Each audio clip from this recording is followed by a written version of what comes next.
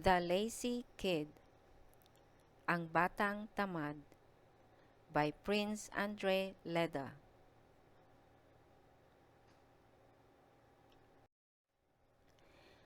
Lucky lived with his son Ernie on a farm.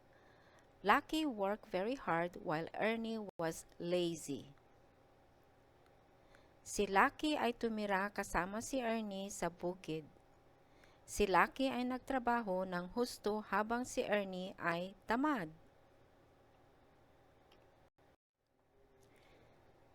Ernie only just wanted to play all day.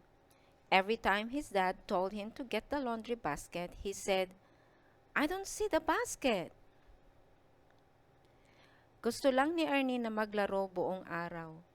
Sa tuwing sasabihin sa kanya ng kanyang ama na kunin ang basket ng labahan, sinasabi niya, "Hindi ko nakikita ang basket."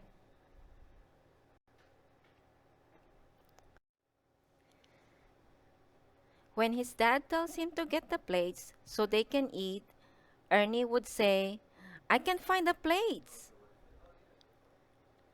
Sasagot sana si Ernie, para makakain na sila, pero sabi ni Ernie, "Hindi ko mahanap ang mga plato."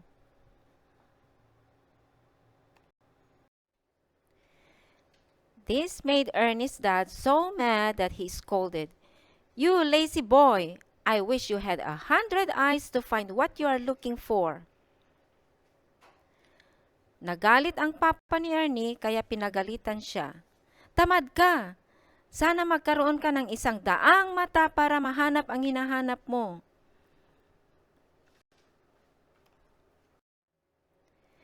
Then, the following morning, Ernie's dad woke up and couldn't find Ernie. Pagkatapos, kinaumagahan ay nagising ang tatay ni Ernie at hindi mahanap si Ernie.